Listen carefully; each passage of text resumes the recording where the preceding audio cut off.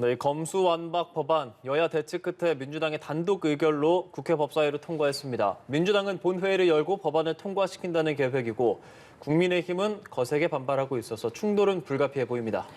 문재인 대통령이 언론 인터뷰에서 윤석열 당선인을 향한 작심 발언을 쏟아내면서 그 배경에도 관심이 쏠립니다. 관련 내용 포함한 정치권 소식, 김성환 시사평론가, 김재섭 전 국민의힘 비대위원과 함께 짚어보겠습니다. 어서 오십시오. 두 분 어서 오십시오. 안녕하세요. 안녕하십니까. 네. 예.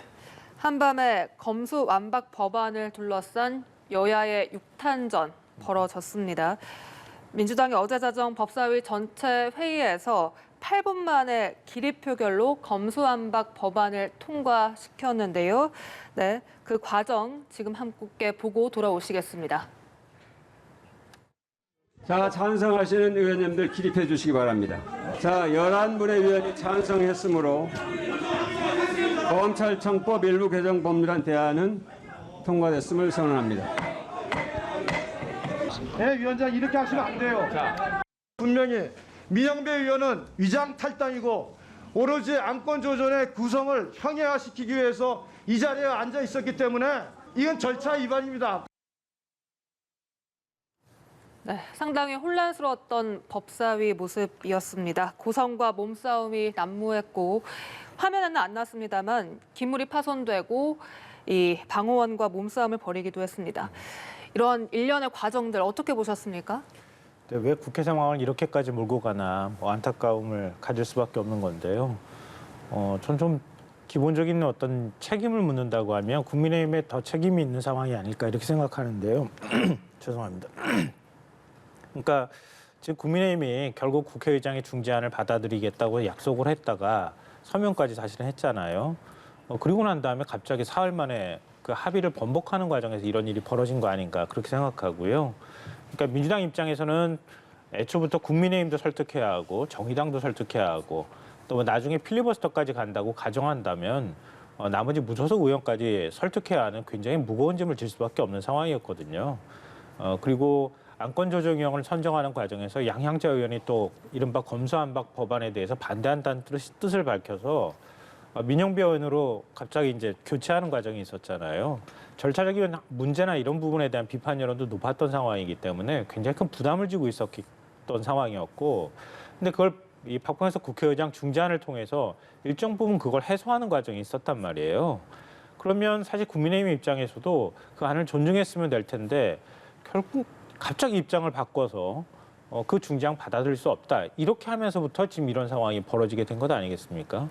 그러니까 국민의힘이 약속을 지키지 않으면서 결국은 이제 국회에서 이렇게 보기 싫은 모양이 나타난 거 아닌가 그렇게 생각하기 때문에 국민의힘의 태도를 좀 바꿨어야 하는 거 아닌가 이런 생각이 드는데요. 이제 더 큰 문제는 이제 박병석 국회의장 중재안이라는 게 여야 간의 합의를 한 절충안이라고 볼 수 있잖아요. 근데 지금 국민의힘의 태도를 보면 아예 기소 수사 분리 자체를 반대하는 것 같아요. 그러니까 중간에 있어서 뭐 6대 범죄 가운데 선거 범죄를 뭐 포함시키느냐 마느냐, 별건 수사를 얻느냐 마느냐, 뭐 이런 차원의 문제가 아니라 애초부터 지금 윤석열 당선인이 얘기하는 것처럼 기소 수사 분리는 위헌이다. 이런 판단을 내리고 오히려 절차적으로 국민의힘은 마지막까지 저항했고 민주당은 강행 처리했다고 하는 그런 모양새를 만들기 위해서 지금 이렇게 국회 상황을 극단적으로 몰고 가는 거 아닌가 이렇게 생각합니다. 네, 지금 국회 상황에서는 국민의힘이 책임이 더 크다 이런 분석이셨습니다. 이 법이 통과됐을 때 누가 피해를 보느냐를 따져봐야 될 것 같지. 지금 상황에서 누가 더 책임 있느냐를 가리는 건 크게 의미가 없다고 생각을 하고 말씀 주신 대로 국민의힘이 합의안을 나흘 만에 번복한 것에 대해서는 분명한 책임이 있다고 생각이 됩니다. 그럼에도 불구하고 이 법이 통과됐을 때 누가 피해를 보느냐라고 했을 때 국민의힘이 국민들의 불신을 받으면서까지도 이 법안을 번복을 해야 되는 이유들을 생각하게 되면 말씀 주신 대로 이 선거범죄와 관련된 내용들, 공직자에 대한 수사들, 나아가서 뭐 부패범죄 등등 여러 가지가 사실 지금 당장 경찰한테 이관됐을 때 그 형사사법 체계 내에서 벌어질 혼란 같은 것들을 감당할 수 없었다라고 하는 자성적 성찰이 있었던 것이고 그렇기 때문에 국민의힘이 욕을 먹더라도 그러니까 국민들의 불신을 얻는다 하더라도 이것을 막아야 될 분명한 필요성들이 있었기 때문에 저는 이렇게 좀 안타까운 모습들을 좀 보이지 않았나 싶은데 사실은 뭐 그렇습니다. 이 지금 모습들을 보게 되면 뭐 소위 말하는 군사작전처럼 이루어지고 있는데 과연 이게 뭐 놀라운 광경인가 예상하지 못한 광경인가 저는 그렇지 않습니다. 지금 그 전에 법사위에서 안건조정위를 사실상 무력화시켜버린 민주당의 행태를 보게 되면은 이 정도로 강하게 밀어붙일 것은 뭐 충분히 예상을 하고 있었기 때문에 뭐 넉넉히 저는 예상이 됐고요. 그럼에도 불구하고 비판할 것은 비판해야 되겠죠. 이것이 결국 이제 본회의를 통과될 가능성이 높고 국민의힘 필리버스터도 어떤 방식으로든 민주당이 막아낼 테고 소위 말하는 이 180석의 힘자랑을 앞으로도 계속 하게 될 텐데 국민의 입장에서는 결국 국민들에게 설득하고 국민들에게 호소하는 몸밖에 지금 남아있지 않습니다. 그렇기 때문에 이 수사권, 기소권 분리가 가지는 여러 가지 문제점들, 특히 정치인들 자신을 향한 수사에 관한 이 수사에 관한 것에 대해서도 경찰한테 이관한다는 것 이런 것들을 생각해 보면 지금 당장 아무런 논의도 없이 이걸 통과시킨다고 하는 것이 저는 이제 납득이 되지도 않고 지금이 중재안이라고 하는 것 사실 법령도 제대로 나오지 않은 상황이거든요. 그냥 중재안이라는 것만 있고 구체적인 법령조차 나오지 않은 상황에서 이렇게 밀어붙여서 얻어야 될 실익이 무엇인가에 대해서 저는 의심하게 됩니다. 어제 그 조정위원회 개의가 늦어지면서 일각에서는 좀 일부 내용을 두고 마지막까지 조율을 하고 있는 건 아니냐 이런 말이 있었고 실제로 국민의힘 권성동 원내대표 전주의 의원이 취재진에 조정이 직전까지 여야가 새로운 수정안에 얘기를 했고 합의를 했는데 민주당이 당초에 기존 중재안을 강행했다라고 밝혔습니다. 이 부분에 대해서 민주당은 회의가 진행될 수 없는 상황이라 이렇게 올렸다. 다시 수정해서 올릴 거다라고 밝혔는데 충분히 가능한 겁니까? 이렇게 다시 올리는 것? 뭐 어제는 제가 떡 하나 주면 안 잡아먹지 비유했는데요. 오늘은 뭐 이런 말씀을 좀 드리고 싶네요. 안 하려고 하는 사람한테는 세상이 다 안 할 만한 이유가 되는 거예요. 제가 볼 때는 국민의힘은 계속 안 하려고 하는 거예요. 왜냐하면 뭐 방금 전에 선거범죄에 대해서 얘기를 하셨지만 어제 민주당이 기존에 이제 4대 범죄 그 중대 범죄에 대해서 그걸 경찰에 이관하는 그러니까 부패 범죄하고 경제 범죄만 남기는 것으로 돼 있는 것에서 선거 사본과 관련돼 있는 그것도 그대로 그냥 검찰에다가 두겠다 수사권을 이렇게 하는 제안을 했어요. 그게 3+3 이제 제안을 했던 거거든요. 그러니까 전주 의원이 뭐라고 했습니까? 기존에 박병석 의장이 중재안으로 만들어서 여야가 합의했던 안을 지금 파기하는 것이다. 오히려 이런 반응을 보였어요. 그러니까 파기는 국민의힘이 해놓고 난 다음에 민주당이 국민의힘의 요구를 일정 부분 수용하고 또 검찰의 우려를 수용을 해서 오히려 더 후퇴한 안을 중재안으로 제시했는데도 불구하고 그것에 대해서 오히려 합의 파기다 이렇게 주장한단 말이에요. 안 하려고 하는 거예요. 그리고 지금 얘기 나온 것처럼 정의당 안이 통과가 됐다고 하잖아요. 그러니까 정의당 안도 지금 선거사본과 관련해서 공소시효 문제가 제기가 되니 그러니까 6일 지방선거에서 만약에 검찰이 수사한다고 하면은 6개월 정도 공소시효가 끝나는 상황이라고 하잖아요. 그럼 그 선거사범 수사 제대로 못하기 위한 정치권의 야합이다 이런 비판이 있었잖아요. 그러니까 그걸 6개월 유예하도록 하는 안이 포함되어 있는 거예요. 그것도 또한 국민의힘이 그동안에 요구해왔던 안이었습니다. 언론에서 비판해왔던 안이었고요. 그건 수용해가지고 지금 통과시킨 거잖아요. 근데 그것도 또한 잘못됐다고 얘기해요. 그리고 원래 민주당하고 지금 국민의힘에서 물밑 조율을 했다는 거 아닙니까? 그 안 통과시키려고 안건 조정에다 상정하려고 하니까 또 회의를 제대로 못 열게 합니다. 어쩔 수 없이 이거 못 열게 하니 그러면 일단 법사위 통과시키고 난 다음에 국회 본회의에서 수정안 제출해서 국민의힘하고 합의했다고 하는 내용 그거 그러면 상정하겠다 이렇게 얘기하고 있는 겁니다. 오늘 박병석 국회의장이 과연 본회의에 상정할 것인가 이 부분 상당히 주목이 되고 있는데요. 오늘 박병석 국회의장 출근길에는 이 상정 여부와 관련해서 여러 가지 고려하고 있다. 이런 입장만을 밝혀서 일단 이런 대검의 입장문 발표 어떻게 들으셨는지 궁금합니다. 그러니까 대검이나 검찰은 여론을 호도하지 않았으면 좋겠어요. 저는. 왜 이런 말씀을 드리냐면요. 기본적으로 검찰이 이렇게 집단 반발하는 모양새는 만약에 검수완박에 대해서 국민들이 우려를 갖고 있는 분이라 할지라도 곱게 보이지 않을 거예요. 우리나라 어느 정부 조직이 자신과 관련돼 있는 문제라고 해서 이렇게 집단적으로 반발합니까? 역으로 생각하면요. 그만큼 쥐고 있는 권한이 크다. 검찰이 그동안에 갖고 있었던 게 그만큼 많다. 이런 뜻으로 해석될 수 있는 거거든요. 그러니까 물론 검찰총장이나 아니면은 대검 간부가 국회를 찾아와서 여야 의원들을 만나고 설득하는 과정은 충분히 있을 수 있다고 봅니다. 다른 정부들도 그렇게 하거든요. 그러니까 그런 의견 개진이 아니라 집단적으로 반발해서 또 굉장히 격한 표현으로 마치 엄청나게 큰 문제가 있는 것처럼 이런 식으로 자꾸 집단 반발하는 것은 바람직하지 않다 이런 말씀 드리고요. 제가 왜 여론을 호도한다 이렇게 말씀드리냐면은 보안 수사권과 관련돼 있는 문제 이것도 역시 마찬가지인데요. 그러니까 지금 그러니까 지금 사건을 검찰로 송치를 하잖아요. 송치한 사건 중에서 그동안에 별건 수사를 금지해 버리면은 그러면 다른 혐의가 포착이 된다 하더라도 검찰이 그 추가적인 혐의에 관련해서 수사를 할 수가 없다. 그러면은 결과적으로 제대로 수사가 이루어지지 못하는 것 아니냐 이런 반발 여론이 있었잖아요. 그게 이른바 이제 별건 수사와 관련돼 있는 문제 조항이 이제 문제가 됐던 건데요. 그것도 송치 사건에 대해서는 검찰이 다른 혐의와 관련해서도 수사할 수 있도록 하는 내용이 들어가 있는 거예요. 지금 여기에. 그러니까 검찰 자체가 수사권이 아예 사라지는 상황도 아닙니다. 그리고 1년 6개월이라고 하는 유예기간도 있는 것이고요. 중대범죄수사청을 설치하는 문제도 거기 다 들어가 있는 거예요. 뭐 굳이 얘기하자고 한다면 수사를 하겠다고 하는 검사들은 중대범죄수사청으로도 갈 수 있어요. 그리고 검찰이 기소청으로 남는 거예요. 그러니까 검사가 수사를 못한다고 하는 논리는 애초 지금 검찰이라고 하는 조직을 유지하겠다고 하는 지금과 같은 모습으로 유지해서 우리는 그대로 이 권한을 갖고 있겠다고 하는 얘기나 별반 다른 얘기가 아니다. 이런 말씀을 드리고 싶고요. 저는 그런 비유를 많이 하는데요. 그러니까 2,200명이잖아요. 우리나라 검사가. 그러니까 고등학교 하나 정도 수준이라고 생각하면 된다. 이렇게 비유하는데요.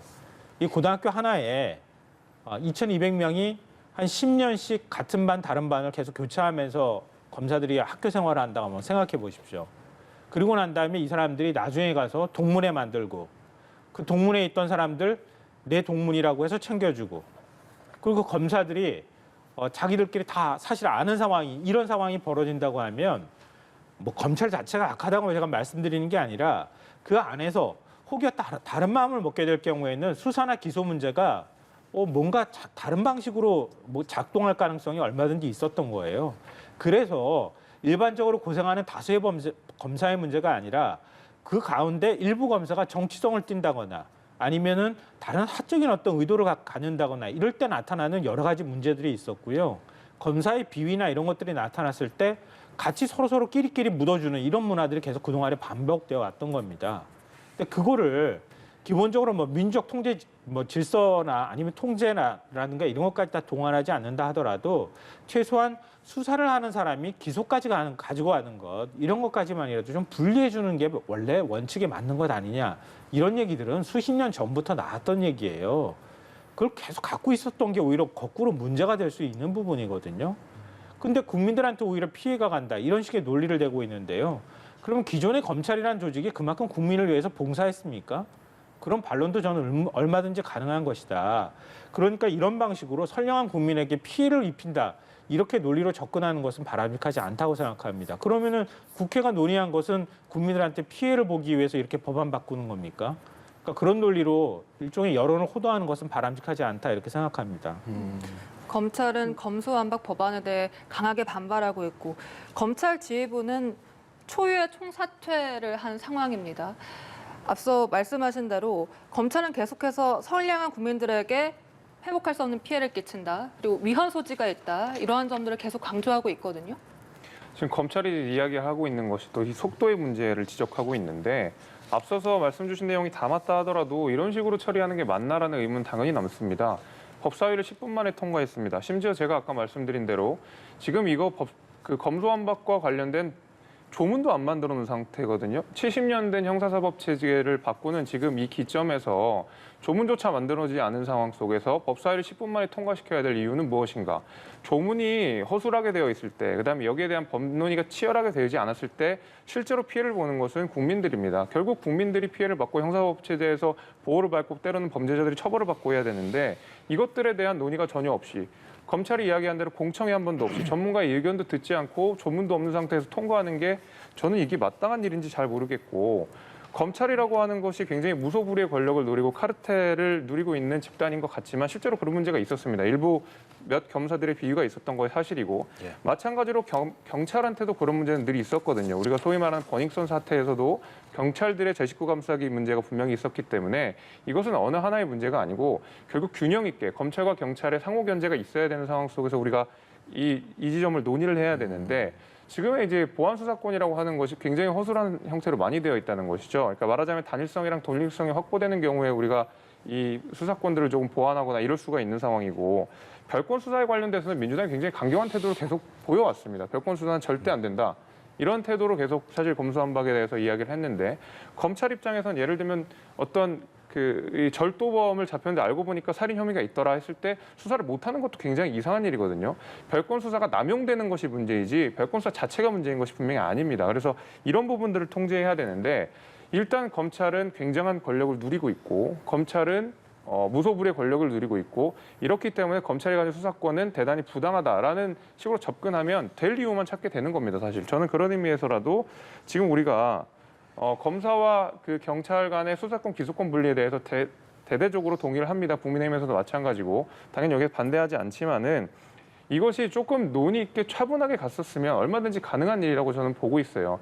말씀드린 대로 나흘 만에 이 합의안을 번복시킨 데에 대해서는 국민의힘이 당연히 책임이 있습니다. 굉장히 부끄러운 일이고 여기에 대해서는 어떻게든 국민의힘이 책임을 져야 되는 문제지만은 사실 그럼에도 불구하고 이 법안을 막아야 될 이유도 분명히 있었다고 저는 생각이 됩니다. 그런 식으로 좀 이해를 해주시면 좋겠고요. 실제로 이 공무원들이 내를 들면 어떤 정부 조직이 이렇게 집단적으로 반발한 사례가 없는 것도 절대 아닙니다.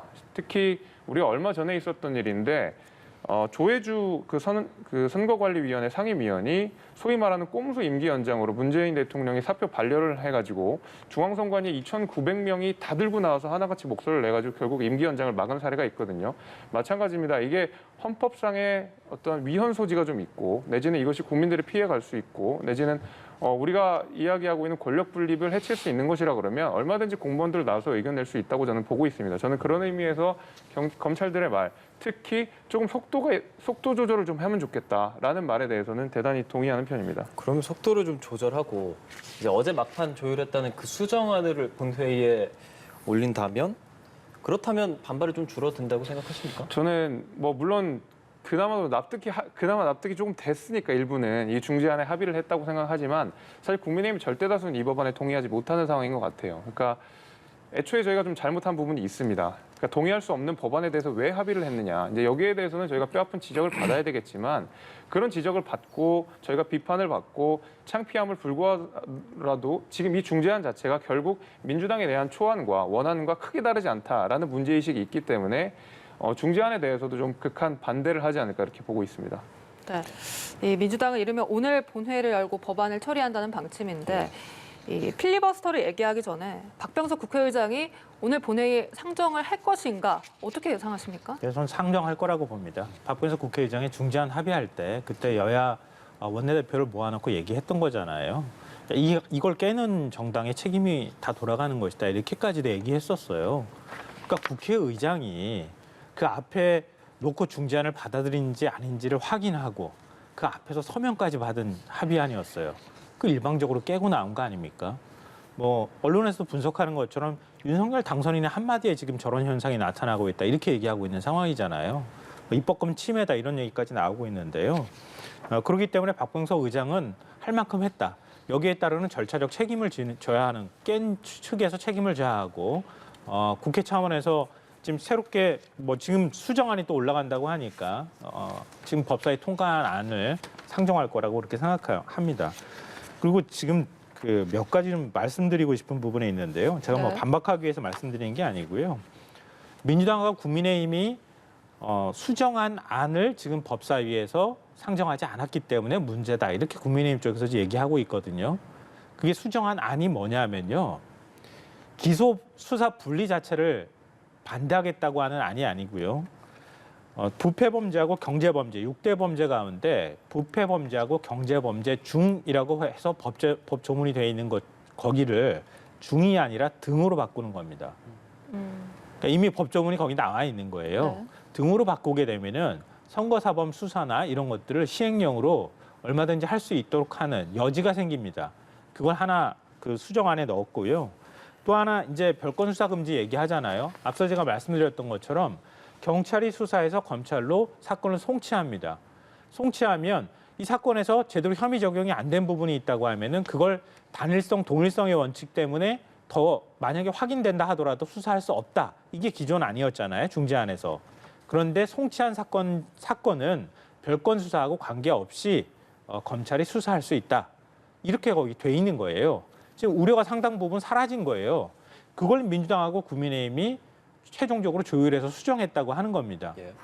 그러면은 국민의힘에서 지금 얘기하고 있는 것처럼 애초부터 수사 기소 분리 자체 아직 더 논의해야 된다 그러면 이거 합의하면 안 되는 거 아닙니까? 근데 이거 수정안 또 만들어서 합의해요. 또 그러고 난 다음에 논의가 아직 성숙되지 않아서 더 논의해야 됩니다. 지금 이중적으로 앞뒤가 다른 말을 하고 있잖아요. 애초부터 합의를 하지 말든가요. 그럼 중재안에도 합의하지 말든가. 그것도 아니잖아요. 계속 조정하고 국민의힘이 요구하는 안들을 받아주고 있고 민주당에서는 정의당 거 수정한 거를 지금 통과시키고 난 다음에 본회의에 상정하고 난 다음에 수정안을 다시 내서 지금 국민의힘이 민주당하고 합의한 수정안을 다시 상정하겠다는 얘기잖아요. 그럼 국민의힘 요구를 받아들여서 최종적으로는 법안을 형사소송법하고 검찰청법 그렇게 통과시키겠다고 하는 얘기를 하고 있는 거예요. 그럼 국민의힘이 반대하는 논리가 뭡니까? 애초부터 우리는 이 법안 반대한다고 얘기를 하든가 그것도 아니잖아요. 계속 국민의힘이 요구하는 거 받아주면서 지금 가고 있는 거잖아요. 그런데도 불구하고 그냥 반대하겠다는 겁니다. 검찰은 애초부터 반대하고 있는 거고요. 그러니까 뭔가 앞뒤가 안 맞는 얘기를 계속 하고 있는 걸 지금 받아주는 것이다 이렇게 생각하고요. 우리가 지금 주목하지 않는 부분이 하나가 있어요. 네. 기소권, 수사권을 분리하잖아요. 영장 청구권 누가 갖고 있습니까? 검사. 그렇죠. 그건 헌법상에 검사가 영장 청구권 갖도록 돼 있는 거예요. 그럼 그 부분에 대해서는 얘기 안 하는 겁니다. 근데 생각을 한번 해보세요. 수사권을 경찰이 가져가요. 가져갔는데 수사를 하려면 압수수색을 해야 되잖아요. 그렇지 않겠습니까? 인신구속을 하려고 해도 마찬가지입니다. 신체를 압수수색하려고 해도 마찬가지예요. 그럼 경찰이 압수수색 영장 청구를 신청을 합니다. 그럼 영장 청구를 누가 합니까? 검사가 하잖아요. 검사가 영장 청구 못하겠다고 하면 어떡합니까? 경찰은 수사 못하는 거예요. 중대범죄수사청이 개원되지 않는 한 중대범죄수사청이 만들어진다 하더라도 영장 청구 못합니다. 그럼 여전히 검사가 수사 전반을 지배할 수 있는 영장 청구권을 갖고 있는 거예요. 근데 수사권에 대한 얘기는 지금 그 부분이 빠져 있는 거란 말이에요. 그럼 검사는 기소를 한다 하더라도 수사 전반에서 영장이 왜 필요한지에 대한 판단을 할 수 있다는 거예요. 그러니까 수사권 전반을 사실은 검사가 관할하고 있다고 해도 과언이 아니라는 겁니다. 근데 그 부분에 대해서는 얘기를 안 하는 거예요, 지금. 그러니까 이런 상황들을 왜 종합적으로 고려하지 않고 검사는 그러면은 우리가 영장 청구권도 갖고 있고 수사권도 갖고 있고 기소도 내 맘대로 할 거야. 이렇게 하는 게 지금 맞습니까? 지금 어느 세상인데 지금 이렇게 권한을 갖고 있습니까? 그 부분에 대해서까지도 이것도 위헌이기 때문에 반대한다고 하면 이건 아마 적지 않은 분들이 동의하기 어려울 거라고 생각하고요. 윤석열 당선인이나 권성동 원내대표나 지금 국민의힘 의원들도 적지 않은 의원들이 수사 기소 분리의 문제에 있어서 이거는 필요하다라고 하는 얘기들 그동안에 해왔던 이유도 바로 그런 것 때문에 하는 겁니다. 그러니까 국민의힘이 끝까지 이런 방식으로 대응해버리면 그리고 난 다음에 나중에 민주당이 일방적으로 강행 처리했다. 이런 식의 명분만 가지고 가려고 하면 이 국회나 의회 정치 자체를 무시하는 게 돼버리는 거예요. 그렇기 때문에 제가 이걸 비판적인 입장으로 얘기할 수밖에 없다고 하는 말씀을 드리고 싶네요. 국민의힘에서 좀 이중적인 태도를 취하고 있다. 그리고 영장 청구권을 검사가 갖고 있다라는 지적을 해주셨는데 네. 반박을 하십니까?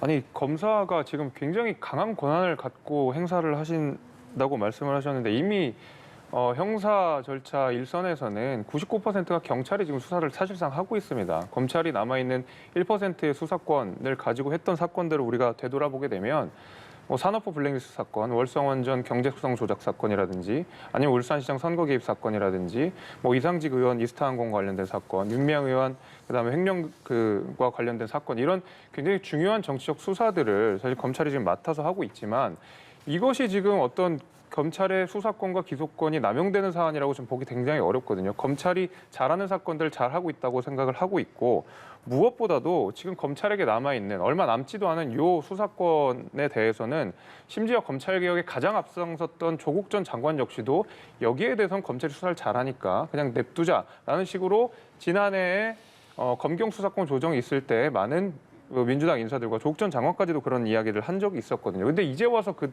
나머지 수사권까지 검찰이 힘이 많으니까 박탈해야 된다라는 근거는 갑자기 어디서 나타나는지는 잘 모르겠고 무엇보다도 영장 청구권이라는 것이 결국 이제 헌법에서 규정돼 있는 검찰의 권한인데 결국 영장 청구권 압수수색이랑 체포랑 구속에 따르는 영장 청구인데 이것이 서류만 가지면 큰 의미가 없습니다. 사람을 구속하고 체포하고 압수하고 수색하는 건데 여기에 대해 서류만 가지고 이것을 형사사법체제를 컨트롤할 수 있다라고 하는 것은 저는 좀 맞지 않다고 생각이 되고 무엇보다도 중재안에 시행령으로 보완할 수 있다라고 하는 것은 결국 저는 이 중재안 자체가 아직 무르익지 않은 법안이라는 것을 방증한다고 생각합니다. 시행령으로 굳이 또 만들어야 하는 법안을 왜 지금 당장 이렇게 오늘 내일 상관으로 통과시켜야 되는지 저는 사실 거기에서도 시기적인 문제로 검토할 수밖에 없고 정말 70년이 넘게 된 형사사법 체계고 그리고 검경 수사권 조정이 우리가 지난 한 1년 4개월 정도 전에 이미 됐습니다. 그러면 1년 한 5개월, 4개월 만에 바뀐다 그러면 분명히 그 가운데서 어떤 명분이라든지 이유라든지 아니면 실제로 검경 수사권 조정이 됐더니 형사사법 제도 전체가 굉장히 이러이러한 점으로 나아졌다더라 하는 국민적 설득은 최소한 있어야 되는데 그런 것도 지금 사실 없는 상황이거든요. 물론 제가 계속 거듭해서 말씀드립니다마는 합의안을 깬 데에 대해서는 국민의힘이 분명히 책임이 있습니다. 그러나 합의안이 깨지고 나서도 이러이러한 문제점이 있는데도 불구하고 강행 처리한다고 하면 그것도 분명히 민주당에게도 책임이 있는 것이라고 저는 보고 있습니다. 네, 오늘이나 내일 박병석 국회의장이 이 법안을 상정을 한다면 국민의힘이 필리버스터에 돌입하게 될 것이고 그러면 이 필리버스터를 무력화하기 위해서는 민주당 입장에서는 정의당의 협조가 절실한 상황입니다.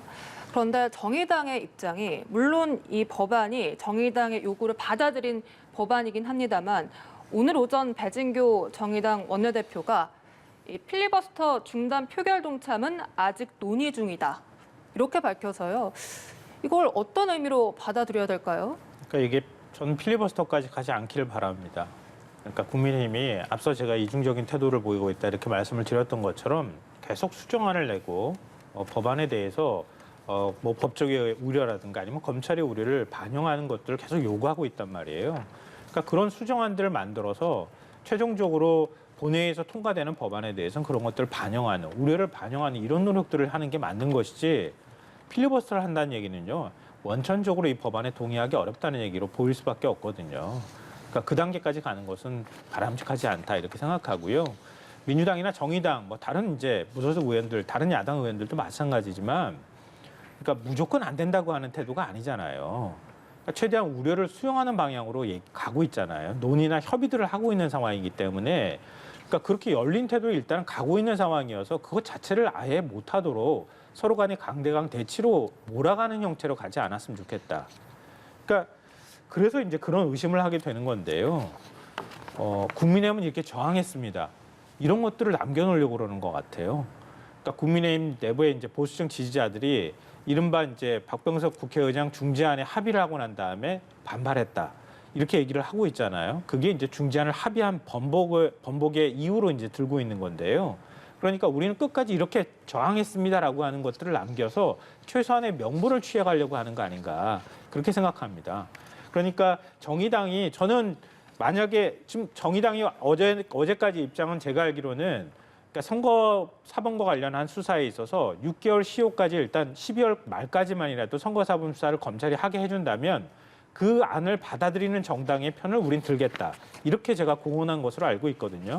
그래서 민주당이 그 안을 통과시킨 겁니다, 이번에. 그러니까 정의당 입장에서는 필리버스터까지 가지 않고 최대한 국회 절차를 밟아나가는 게 굉장히 중요하다. 의회의 절차를 지키는 게 중요하다고 하는 입장은 갖고 있다 하더라도 만약에 국민의힘에서 필리버스터에 돌입하게 된다면 필리버스터 중지를 하는 데 있어서 저는 찬성할 거라고 생각합니다. 네, 조금 전 속보가 들어왔습니다. 여야 원내대표 박홍근, 권성동 원내대표가 박병석 국회의장이 주재하는 회동을 오늘 오후 2시에 한다고 합니다. 오늘 오후 2시에 회동을 할 예정이 잡혀 있는데요. 이렇게 된다면 또 다른 해법 합의안에 도달할 수 있을지 어제도 사실 합의안에 도달하지 못해서 검수완박 합의에 실패를 했단 말이죠. 오늘은 어떤 내용이 또 논의될 수 있을까요? 글쎄요, 뭐 예측의 영역이다 보니까 제가 뭐 쉽게 예단하기는 굉장히 어렵지만은 지금 이준석 대표를 필두로 해서 대부분의 국민의힘 의원들이 지금 민주당이 내놓은 원안, 나아가서 조금 더 발전한 중재안에 대해서도 좀 합의하기 어렵다라는 데 동의를 하고 있는 것 같습니다. 특히 이제 중재안이라고 하는 것이 민주당이 처음 내놨던 그 원안에서 시기적으로 좀 늦추는 것 이상으로는 큰 의미가 없다라는 데는 대부분 국민의힘 의원들이 동의를 하고 있는 것 같다는 생각이 좀 있고, 그러다 보니까 사실은 그 전에 있던 중재안 역시도 엎어진 상황 속에서 어떤 추가적인 중재안이 나온다고 하더라도 이것에 대해서 국민의힘이 합의하기는 좀 어렵다는 생각이 듭니다. 오히려 제 생각에는 본회의 상정을 안 하고, 과거에 뭐 이런 사례가 없지 않습니다. 예를 들면 우리가 언론중재법과 관련돼서도 과거에 지난해에 민주당과 국민의힘 간의 대치가 굉장히 심각했었고 결국 본회의 상정이 안 됐었거든요.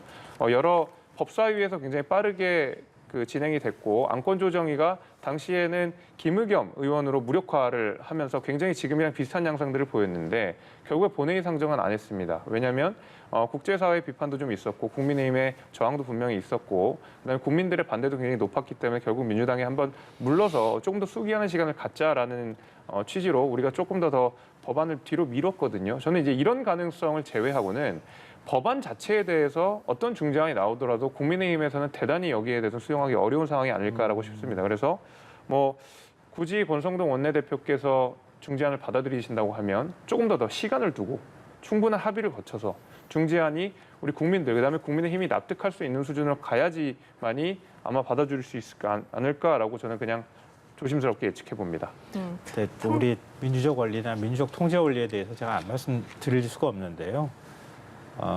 윤석열 당선인이 신승했잖아요, 이번 대선에서. 네. 예. 역대 가장 적은 표차로 승리를 했는데요. 의회도 마찬가지입니다. 그런데도 불구하고 사실 대한민국의 모든 권력은 대통령 당선인한테 가 있는 거예요. 앞으로 또 그렇게 할 거고요. 의회 권력을 한번 예를 들어보죠. 국민의힘이 100석 조금 넘게 받았고 민주당이 한 180석까지 받았고 지금 170석 조금 넘는 상황이지만, 그럼 그 숫자는 어떻게 우리가 인정해야 되는 겁니까? 국민의힘이 반대하면 그럼 대한민국 법은 아무것도 통과 못 되는 겁니까? 그건 아니잖아요. 또 국회 안에서 최소한의 서로 간의 협의와 조정의 절차들을 거쳐가는 과정들을 밟아가는 거 아닙니까? 그러니까 그것들을 얘기해야 되는데 마치 170석 가지고 있는 정당은 원죄를 갖고 있는 것이고 100석을 갖고 있는 정당은 그럼 우리가 굉장히 큰 권력을 갖고 있는 것처럼 비춰진다는 거는 기본적으로 의회 정치의 근본 원리 자체를 부정하겠다는 얘기랑 마찬가지예요. 그러니까 언론중재법 개정안, 뭐 물론 국민들의 그 요구라든가 아니면 또 당시에 언론계 반발도 있기는 했지만 저는 뭐 개인적으로 납득하기 어려워요. 왜냐하면 열심히 저도 법조문을 찾아보기도 하고 신구조문 해보기도 하고 관련 언론계에 오랫동안 있었기 때문에 너무 지나친 반응을 보였다고는 생각하지만 어찌됐든 그런 과정을 통해서 여론들이 수렴한 되는 절차들을 밟아갔던 거잖아요. 그래서 법안 통과 안 됐던 거고, 여전히 그 논의가 살아있기는 하지만 최소한 수기 과정을 거쳐가는 과정들을 밟아가 나가는 것도 있는 거예요. 그렇지 않고 이번 같은 경우에는 뭐 검찰에서 70년 된 것인데 형사사법 체계를 바꾼다고 얘기하는데, 그렇게 따지면 민주당에서도 얘기해요. 처음에 법 제정할 때 그때 애초에 수사권은 원래 검찰이 아니라 경찰한테 주려고 했는데 경찰을 신뢰할 수 없으니, 일제강점기 직후여서 경찰한테 줄 수 없으니 한시적으로 검찰이 갖고 있으시오 했다고 하는 논리로 또 얘기하면 또 얘기가 달라지는 거예요. 서로 간의 이해도 다른 거고요. 그 문제를 해결하는 데 있어서 그럼 앞서 제가 정의당이나 아니면 무소속을 같은 편으로 만드는 노력을 해야 된다 이렇게 말씀을 드렸던 것처럼 국민의힘하고 원래 같은 목소리를 더 많이 내왔어요. 정의당하고. 이번에 이제 이른바 검수완박법 통과시킬 때 정의당 반대했고요. 무소속도 다 전부 반대하는 쪽으로 갔었어요. 그런데 박병석 국회의장 중재안 나오고 난 다음에 정반대 현상이 나타나고 있는 거예요.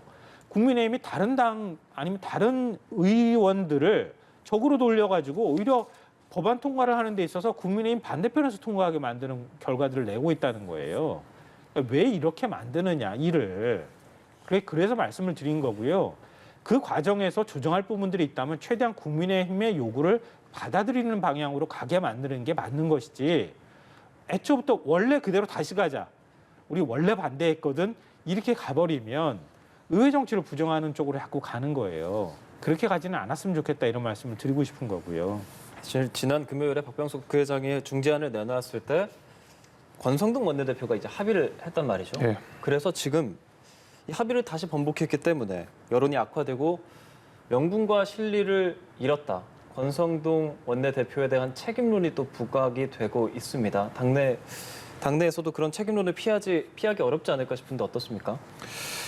그렇죠. 이제 책임을 어떤 형태로 지느냐 이제 이게 남을 것 같은데 이제 우리가 원내 지도부가 출범한 지 얼마 안 되지 않았습니까? 이제 한 달이 채 안 되는 상황 속에서 뭐 갑자기 뭐 사퇴를 한다든지 이렇게 좀 극단적인 방법은 가지는 않을 것 같고 굉장히 중요한 쟁점 법안 아닙니까? 이것이 굉장히 중요한 쟁점 법안인데 다소 좀 섣부르게 결정된 데에서는 아마 국민의힘의 다른 의원들도 좀 비판의 날을 세우고 있는 것 같습니다. 그래서 이제 원내 지도부가 이런 충분한 국민의힘 내에서도 어떤 공통된 의사들, 합치된 의사들을 가지고 협상에 임해야 되겠다라는 어떤 기점으로 삼는 계기가 될 것 같고요. 어떤 구체적인 책임이라고 하면 뭐 사퇴 이렇게는 저는 좀 어려울 거라고 생각이 좀 됩니다. 그리고 또 실제로 좀 뭐 부끄러운 일입니다. 사실 공당이 나흘 만에 있던 이 합의안을 뒤집었다는 것 자체가 사실 저로서도 굉장히 부끄러운 일입니다. 그렇다고 해서 이것이 저는 뭐 의회의 어떤 권력 분립을 부정하거나 이런 것은 아니고 당연히 민주당의 의석수라고 하는 것이 역할이 있고 분명히 그렇게 해서 그 180석이라고 하는 자리를 가지고 힘을 또 쓸 땐 힘을 쓰고 합의를 할 땐 했던 것도 저도 알고 있습니다.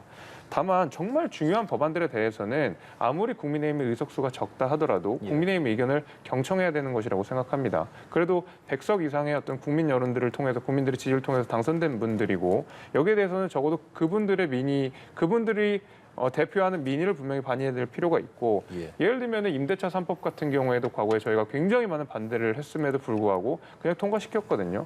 근데 국민의힘이 반대한다고 해서 다 보류되거나 원점으로 되돌아가는 것은 아닙니다. 언론중재법이라든지 특히 이제 이 법안 같은 경우에는 정말로 중요한 어떤 민생이랑 직결될 수도 있는 그런 문제 아니겠습니까? 검경 수사권 조정이라고 하는 것이 이런 것들은 저희가 국민의힘이 반대를 하는 것은 단순히 어떤 정치적 논리로서 접근할 것이 아니라 실제로 이것이 통과됐을 때 형사사법 체제에 어떤 영향을 줄지를 훨씬 더 면밀하게 파악해야 되는 어떤 의무를 부과하는 것이라고 저는 좀 선회를 해주셨으면 하는 바람이 있습니다. 네. 그래서 이 권선동 원내대표가 이렇게 입장이 바뀐 것을 두고 윤심이 작용한 거 아니냐 이런 분석이 나오고 있지 않습니까? 네. 실제로 윤 당선인 측은 오늘 오전 브리핑에서도 뭐 여의도 정치권이 해야 할 몫이 있고 당선인이 해야 할 몫이 있다라면서 일각에서의 입법권 침해다 이런 논란을 약간은 의식한 듯한 발언을 했습니다. 맞는 말씀이죠. 사실 이제 입법권은 국회에게 있는 것이고 행정부의 수반으로서 대통령은 그것을 집행할 책임이 있는 것이기 때문에 집행자로서 행정부의 수반으로서 입법에 대해서 우려 사항을 얼마든지 표현할 수 있다고 저는 생각합니다. 그것을 단순히 뭐 입법 기관을 우회한다든지 내지는 패싱한다든지 이렇게 보진 않고 오히려 정말 문제가 되는 것은 입법권을 침해한다고 볼 수 있는 것은 예를 들면 각종 시행령들을 통해서 국회를 우회하는 방식이 사실 저는 입법권을 침해하는 방식이라고 생각이 되거든요. 아직 당선인은 당선인 신분이기 때문에 어떤 대통령 시행령으로 통해서 실제로 어떤 법안에 준하는 무언가를 만들어낼 수 있는 지위는 아닙니다. 오히려 입법권 침해라고 한다고 그러면 사실 문재인 대통령 임기 초반에 2019년도에 보게 되면 2018년 뭐 이때 얘기를 보게 되면 최저임금 관련된 뭐 시행령이라든지 실제로 국회에서 뜨거운 논쟁이 되거나 대치가 되거나 내지는 통과되지 않을 법안들에 대해서는 오히려 각종 시행령들을 만들어가지고 사실상 국회를 우회하면서도 법령의 효과를 지니는 방식으로 어떤 입법권을 침해하고 볼 수 있다는 것들이 많았었거든요. 저는 여기에 대해서는 윤석열 당선인 역시도 굉장히 주의하고 조심해야 된다고 생각을 하고 있습니다. 그럼에도 불구하고 행정부의 수반으로서 이 법이 집행됐을 때 그 집행을 하는 기관의 최종 책임자로서 이 법안이 통과됐을 때 우려사항들은 얼마든지 이야기할 수가 있고 아까 말씀드린 대로 결국 피해자가 국민이다. 이것의 당사자가 국민이라고 했을 때 국민들의 어떤 삶을 책임져야 되는 대통령 입장에서는 당연히 이 법안에 대해서 우려사항 정도는 표현할 수 있다고 생각합니다. 네. 조금 전 윤 당선인이 검수완박법 공방에 대해서 당에서 알아서 할 것이다. 이런 입장이 나왔습니다. 그동안 헌법가치 수호, 윤 당선인 측에서 이 헌법가치 수호를 재차 강조하면서 약간은 거리를 두는 듯한 모습. 하지만 장제원 비서실장이 이 검찰총장 시절에 이 검수완박은 부패 완판이다. 이 의견과 변함은 없다라면서 사실상 반대 입장을 밝혔는데 오늘 나온 입장은 어떻게 해석을 해야 될까요? 계속 입장을 좀 헷갈리게 만드는 것 같아요. 제가 볼 때는. 그러니까 원칙상으로 보면요. 당선인이 국회에 이래라 저래라, 감나라 배나라 이렇게 얘기할 수 없는 거예요. 근데 언론도 그렇게 분석하고 있고 뭐 저도 그렇게 생각하지만 당선인의 한마디에 지금 뒤집어졌다고 보는 거 아니겠습니까?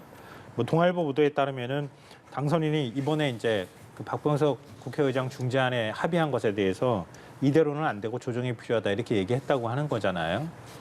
그 얘기하고 난 다음에 지금 모든 게 국민의힘도 확 태도가 바뀌었고 그리고 국민의힘이 결국은 지금 이런 상황까지 내모는 이런 모습들이 나타났다고 하는 좀 비판이나 역풍을 의식하고 있는 것 아닐까 이렇게 생각하고요. 당선인은 사실상 헌법가치 수호를 계속 반복해서 얘기하는 것으로서 자신의 생각이 뭔지 다 알려준 거예요. 언론이 그렇게 해석하고 있다고 하면은 그거 그런 얘기 아니거든요. 이렇게 얘기해야 되는데 그 얘기는 또 안 하고 있잖아요. 이건 당선인의 뜻에 맞춰서 지금 국민의힘이 일사불란하게 움직이고 있는 거예요. 그러니까 그걸 오히려 뭐 형식적인 측면에서 그렇게 해서는 안 된다고 하는 비판 여론이 있기 때문에 그걸 좀 의식한 어떤 태도로 보이고요. 좀 이번 일 때문에 오히려 그 권성동 원내대표가 좀 희생양이 돼가는 것 같아요. 그러니까 배현진 대변인이 밝힌 바에 따르면 뭐 부산에 내려가 있을 때 당선인이 권성동 원내대표가 중재안에 대한 보고를 했다는 거 아닙니까? 당선인이 내용 다 들었을 거예요. 뭐 아주 복잡한 내용도 아니잖아요. 중재안이. 그러니까 그 내용 듣고 난 다음에 그럼 그렇게 판단하시죠 라고 얘기하지 않았으면 어떻게 권성동 원내대표가 가서 국회의장 앞에서 서명했겠습니까? 말이 안 되는 거잖아요. 근데 마치 아무것도 안 들은 것처럼 그럼 다 알아서 하십시오. 이렇게 얘기한 것처럼 나중에 얘기하는 그것도 또한 뭐 상식에 맞지 않는 얘기를 하고 있는 것이다 이렇게 생각하고요. 지금 이준석 대표도 역시 나도 못 들은 사람인 것처럼 이렇게 행동하고 있는데요. 그것도 어떻게 당대표한테 아무런 얘기하지도 않고 원내대표 마음대로 했겠습니까? 그러니까 결국은 보신형 내부에서 책임론이 나오고 나니까 전부 지금 공을 엉뚱하게 권성동 원내대표한테 다 넘기고 난 다음에 지금 전혀 다른 거를 생각하는 것처럼 이렇게 행동하는 것이다 이렇게 생각합니다. 검수완박 본회의만은 남긴 상황이고요. 오후 2시에 국회의장 주재 회동이 있습니다. 인사청문 얘기를 좀 해보겠습니다. 본격적으로 청문 전국이 시작이 됐다고 말하기가 조금 어렵습니다. 지금 한덕수 국무총리 후보자 인사청문회가 파행이 됐고 자료 제출을 이유로 민주당과 정의당이 불참한 상황이지 않습니까? 일정을 다시 잡았는데 국민의힘에선 이 초기 내각 첫 번째 청문회부터 일어난 이런 보이콧 어떻게 좀 받아들이고 계세요? 아까 이제 뭐 반대한 이유를 보게 되면 이제 반대할 이유만 찾게 된다는 말씀 같이 사실은 이제 한덕수 총리 후보자에 대한 반대를 정해놓고 청문회에 임하는 것 같아요. 보면 이제 뭐 언론 보도에도 많이 나왔습니다만은 한 1,100건 정도의 자료 요청을 했다고 알려져 있습니다. 그게 전임 정부 총리와 비교하면 한 3배에서 4배 정도의 굉장히 많은 양의 자료 요구를 해놓고 사실 일주일 안에 이 자료들을 모두 제출해야 되는 책임을 갖고 있는 후보자 입장에서는 이것을 어떻게 다 한 번에 줄 수가 있겠습니까? 실무적으로도 굉장히 어려운 일이거든요. 또 민주당이 지적하는 바대로 왜 개인정보 동의를 안 하느냐, 이래서 안 주는 거 아니냐라는 얘기를 했는데 거기에 대해서도 분명히 이 부동산 등기를 통해서 확인할 수 있는 것이라고 파악이 돼서 단지 그걸 제출하지 않았을 뿐이지 오히려 그런 건 아니다라고 분명히 한덕수 총리 후보자 입장에서도 밝혔었고 얼마든지 제출하겠다 이야기도 했습니다. 그러면 추가적으로 요청을 하면 되는 문제라고 생각이 되거든요. 특히 이제 문제가 되고 있는 김앤장과 관련돼서는 계약 당사자들이 다른데 연결이 되어 있기 때문에 김앤장 입장에서는 그냥 이 자료들을 다 제출할 수는 없는 겁니다. 사인의 계약을 보호해야 되는 입장에서. 그래서 김앤장이 동의해주면 얼마든지 자료를 제출하겠다라고까지 이야기를 했거든요. 그럼에도 불구하고 이 많은 자료를 요청을 하고 심지어 몇 가지 빠져있는 상황 속에서 그리고 자료 제출률이 다른 총리 후보자들보다 더 낮지 않습니다. 오히려 정세균 총리나 이낙연 총리보다 더 자료 제출 응답률이 더 높은 편인데도 불구하고 부실하다. 동의할 수 없다라는 식으로 이렇게 청문회를 파행하는 것은 이미 통과를 시키지 않겠다라고 답을 정해놓고 절차에 임하는 것이다. 이렇게 보고 있고요. 민주당이 지적한 대로 김앤장 근무권과 관련돼서는 분명히 우리도 소명이 필요하다고 생각합니다. 총리가 됐을 때 이해충돌 문제도 분명히 있고 이것이 국민들 눈높이에 보시기에 적당하지 않을 수가 있기 때문에 전 여기에 대해서는 한덕수 총리 후보자도 충분히 해명을 하고 설명을 드려야 되는 책임이 있다고 생각을 하지만은 오직 자료 제출이 부실하다는 이유로 한덕수 총리 후보자에 대한 이 청문회 절차들을 이런 식으로 파행하는 것은 안 맞는 것이 아닌가 이렇게 보고 있습니다.